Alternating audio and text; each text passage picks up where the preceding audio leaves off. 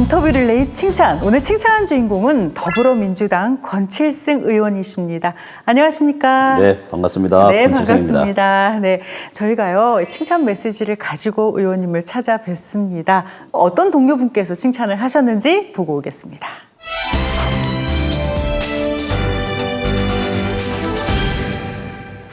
네, 우리 권칠승 의원님 잘 계시죠? 권칠승 의원님께서는 정말 다양한 경력을 가지시고 있고 또 누구보다도 소통이 잘 되시는 분입니다.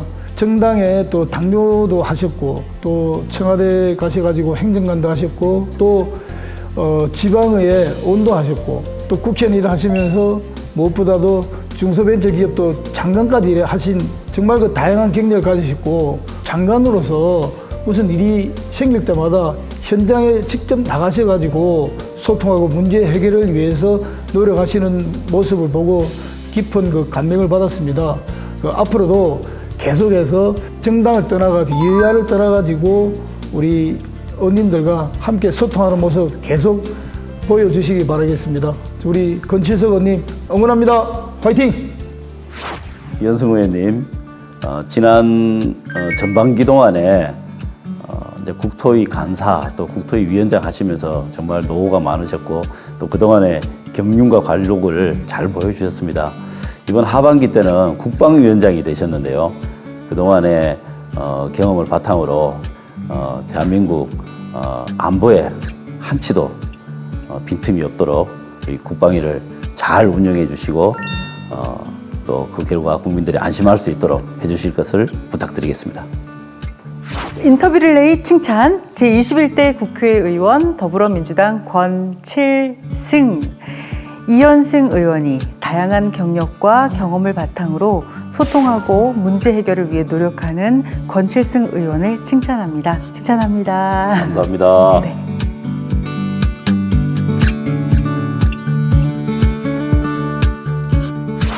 예, 제가 사실 조금 깜짝 놀랐어요. 왜냐하면 이현승 의원님께서 쭉 말씀을 해주셨잖아요. 장관이셨고, 그다음에 경기도 의원이셨고, 그리고 대통령 행정관이셨고요. 뭐 정책에 있어서도 누구보다 좀 많은 식견을 가지고 계시지 않을까 이런 추측이 가능한데 21대 국회 어떠셨습니까? 제가 이제 20대, 21대 이렇게 하고 있는데요. 20대 국회는 와서 처음에 제가 보건복지위원으로 있었습니다. 그래서 보건복지위원 국정감사하면서 주로 이제 보건 관련 쪽으로 좀 일을 많이 하면서 제 나름 이제 그쪽으로 식견도 좀 샀고 정책에 대한 여러 가지 이제 뭐 개선점이라든가 이런 것들을 이제 하고 있었는데 작년 2월달에 이제 중기부 장관이 되면서 이제 정부로 가게 되면서 이제 보건복지 관련 이제 의정 활동은 이제 조금 과거보다 좀 덜 할 수밖에 없는 그런 상황이 되었고요. 과거에 제가 이제 사무처 당직자를 했기 때문에 좀 당무를 맡겨주신 것 같아요. 그래서 당무를 또 오랜만에 좀 총괄하면서 또 우리 실무 당직자들하고 또 교류할 수 있는 좋은 기회도 있었습니다. 네. 그러시다 보니까 아무래도 뭐 지역구에서도 좀 행정이나 여러 가지 뭐 일 같은 것을 누구보다 잘 해결하시지 않을까라는 생각이 드는데 저희가 그래서 지역구 있습니다. 얘기를 좀 해보려고 하거든요. 네네. 근데 그러기 전에 저희가 영상을 좀 준비를 했습니다. 먼저 보고 이야기 이어가겠습니다. 네.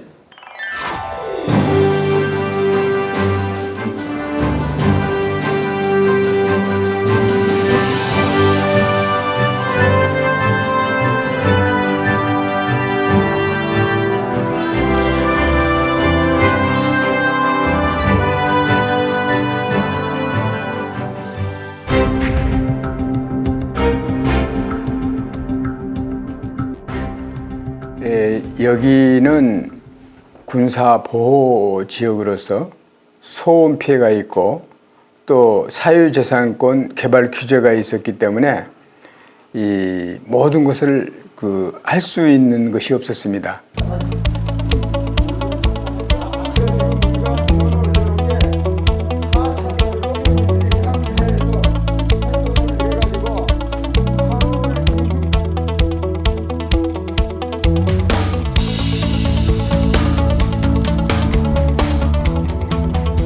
이 도시재생은 공동체 활성화 작업입니다. 이 마을이 이런 이제 희망이 있는 마을이 되니까 이제 고향으로 다시 돌아오는 사람들이 이제 있기 시작합니다.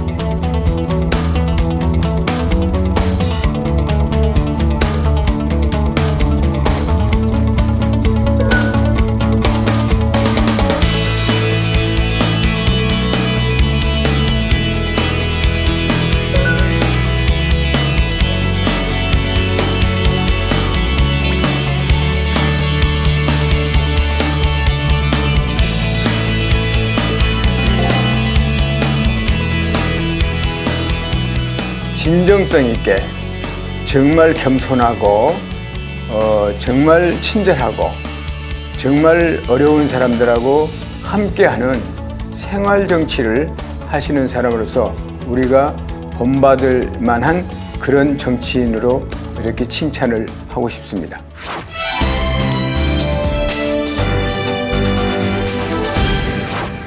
이 생활 정치를 몸소 이렇게 실현하시는 모습을 저희가 볼 수 있었던 것 같아요. 이 환계동 도시재생 사업 시작하게 된 계기가 어디 있을까요?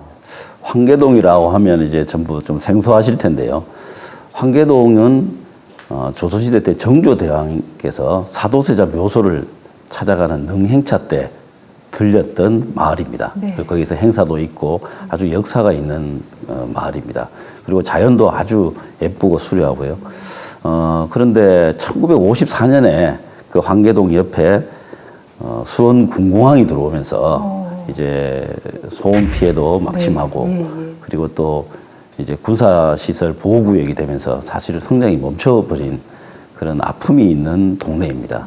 그래서 그 마을을 이제 역사, 문화 그리고 자연이 같이 잘 어우러진 동네이기 때문에 그 마을을 그런 특성을 잘 살리는 그런 식으로 도시 재생을 하기 위한 이제 사업이 시작되었고 지금 마을 주민들이 전부 합심해서 아주 큰 성과를 내고 있습니다. 근데 예전에는 아무래도 화성시 하면은 난개발 지역으로서 오해를 좀 많이 이제 좀 사는 그런 지역이기도 했었는데 이번에 이 환계동 이 도시 재생 이 사업이 좀 성공을 하면서 많은 희망을 준 것 같습니다. 혹시 다른 지역에도 개발 계획이 있으신지 좀 말씀을 듣고 싶습니다.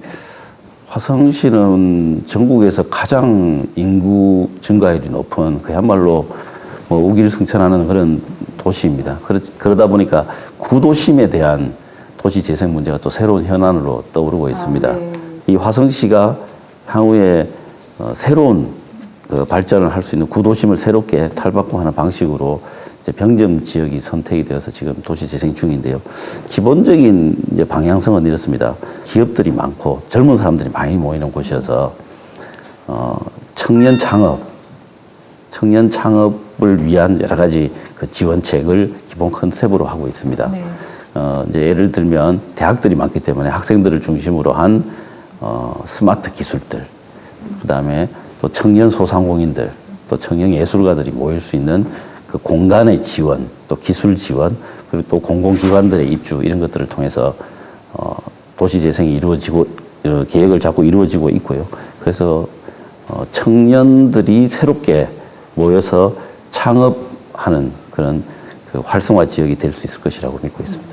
네, 기대해 보겠습니다. 네. 자, 이번에는 의원님께서 발의하신 법안에 대해서도 저희가 조금 살펴봤는데요. 네. 영상을 또 준비했습니다. 보고 네. 오시죠. 네.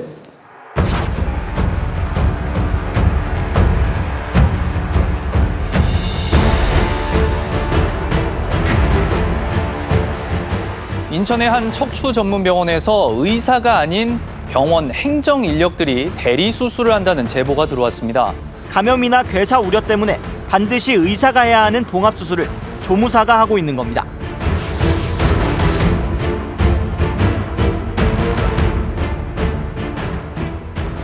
인건비 절약이죠. 대리수술은 전부 다 간호조무사, 아무런 경험도 없는 초짜에서 이러는 사람들은 인건비가 적잖아, 그죠? 그 대신 짧은 시간에 또 여러 사람을 수술할 수 있잖아요.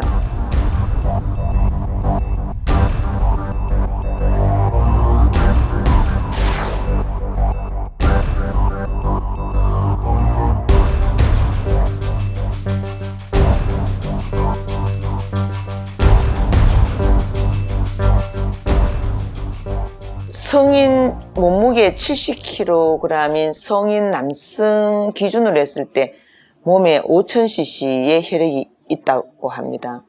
근데 이제 우리 대인은 수술 중에만 3500cc니까 3500cc 이상 피가 흘렀다고 봐야 되죠.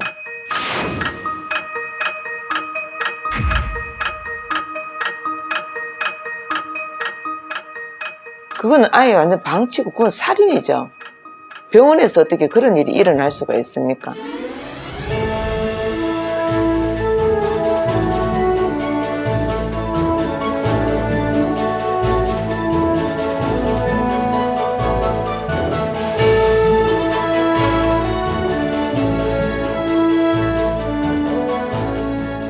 의원님께서는 피해자 유족을 직접 만나서 모든 사실관계를 듣고 확인을 하시더라고요. 대리수술이나 유령수술 이런 것을 건절하기 위해서 어떤 제도적인 장치를 마련하기 위해서 거대 기득권 집단인 의사단체의 저항에 두려워하지 않고 소신껏 가감하게 목소리를 내주셨습니다. 소신 있으시고 강단도 있으시고 약속도 잘 지키시는 진국 권칠성 의원님 화이팅!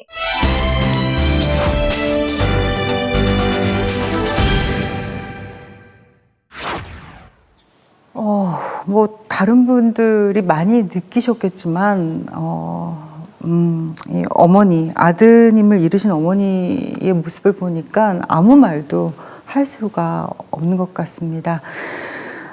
이 대리수술 어떤 겁니까? 뭐 법률 용어는 아니지만 대리수술, 유령수술 이렇게 네. 이제 구별해서 예, 이야기를 예, 하고 있습니다. 네. 대리수술은 이제 의료 면허 자체가 없는 사람에게 의료 행위를 시키는 또 하거나 시키는 이제 그런 결과로 나타난 행위들이고, 유령수술 같은 경우는 의료 면허는 있지만 이제 다른 의사가 와서 이제 수술을 하는 케이스입니다. 지금 현재까지는 우리나라가 이런 이제 유령수술이나 대리수술에 대한 처벌 기준이나 이런 게 너무 사실은 약합니다. 의료 과실 정도로 취급하는 이제 그런 게 좀 있었는데, 이제 그와 관련해서 법적으로 책임을 훨씬 더 묻는 법이 국회에서 통과가 됐습니다. 네. 예, 통과가 되었고, 수술을 지시하거나 방조하거나 교사하거나 이런 경우에는 5년 이하의 징역 또 5천만 원의 벌금으로, 그것도 좀 너무 약한 것 같은데요? 예, 뭐 그런 여론도 있습니다. 네. 예, 이제 그렇게 좀 강화를 네, 시켰고요. 이제 그 법은 통과가 되었습니다. 통과가 되었고요. 이제 오히려 조금 더 이제 강조해서 봐야 될 게, 지금 법은 역시 통과되었습니다만 국민들이 잘 알고 있는 CCTV, 네. 수술실 CCTV 관련 법안인데요. 그게 이제 내년부터는 전신 마취가 필요한 경우, 환자가 이제 의식이 없는 상태에서 수술을 해야 되는 경우에는 CCTV 촬영을 의무화하고 있고, 또 환자 본인이 요청했을 경우에 또 하도록 그렇게 법은 되어 있습니다. 그런데 이제 의료계에서는 조금 반대하는 의견들을 계속 제시하고 있고요. 그렇지만 저는 이제 이 법이 쭉 시행이 되면 결국 의료계도 본인들에게 유리하고 필요한 거라는 것을 인식하리라고 생각을 합니다. 이제 그런 예들이 좀 있습니다. 예를 들면 어린이집 같은 경우에도 처음에 CCTV를 설치할 때 어린이집 선생님들이 반대가 많았습니다. 그렇지만 이제 시간이 지나면서 오히려 어린이집에서 입증 자료로 오히려 활용하는 애가 훨씬 더 많아지고 있거든요. 그래서 오히려 이게 환자와 의사, 의료인 간의 신뢰를 깨는 것이 아니고 신뢰를 오히려 더 높이는 그런 장치로 자리 잡을 것이라고 생각합니다. 뭐 덧붙여서요. 앞으로 우리 국민의 건강과 안전을 위해서 어떤 정책들이 더 필요하다고 생각하십니까? 방금 말씀드린 의료와 관련해서는 이제 미국이나 독일 뭐 이런 선진국들은 의료인 이외에 다른 사람이 무단으로 와서 수술을 한다든가 하면은 이런 엄청난 범죄로, 그럼요. 예, 이거는 엄청난 범죄로 간주가 되는데, 지금 우리나라는 그런 부분들이 굉장히 약해 있거든요. 그래서 그런 부분들에 대해서도 좀 의료인도 그렇고 우리 이제 일반 시민들도 그런 데 대해서는 좀 정확하게 이제 인식을 할 필요가 있고, 그다음에 의료인, 그러니까 예를 들어서 의사, 약사 이런 분들의 가지고 있는 면허는 국가의 공공재라고 생각합니다. 그래서 항상 이 많은 분들이 같이 좀 뜻을 모아서 의료와 관련된 또 보건과 관련된 정책들이 어떻게 가는 것이 맞는지, 그러니까 어떤 직역의 이기주의를 넘어서 공공의 이익을 위해서 하는 그런 공론화가 항상 필요하다고 생각합니다. 뭐 어쨌든 의미와 의도가 중요한 거니까요. 그런 마음을 좀 잘 설득해 주시기 바라겠습니다. 네, 노력하겠습니다. 자, 그리고 마지막 질문이 될 텐데 네. 앞으로 21대 국회에서 꼭 이루고 싶은 목표가 있다면? 네, 21대는 제가 이제 법사위에 네. 법사위 상임위원으로 되어 있는데요. 법사위가 다루는 것이 수사, 무슨 판결, 네. 감사 이런 정말 사정과 관련된 공권력들이지 않습니까? 그래서 이런 부분들이 제대로 안 쓰면 정말 나라가 바로 안 서게 되죠. 네. 예를 들면 대형 금융사고다. 대형 금융사고가 났는데 수사가 굉장히 부실하다. 이러면 서민들이 피해가 보게 되고 그런 사고가 2차, 3차 계속 일어나겠죠. 그래서 이제 국가의 큰 정말 그 공권력의 대표적인 권한이라고 할 수 있는 사정 권력이 공정하게 그리고 민생의 입장에서 발휘될 수 있도록 잘 감시하고 또 저도 그렇게 노력하겠습니다. 네, 응원하고 잘 부탁드리겠습니다. 네, 감사합니다. 네. 인터뷰 릴레이 칭찬해서 드리는 부탁인데요. 네. 동료 의원분 중에 네. 저희에게 추천해 주시고 싶은 분이 계시다면요? 예, 저는 저 국민의힘의 우리 권명호 의원님 칭찬하겠습니다.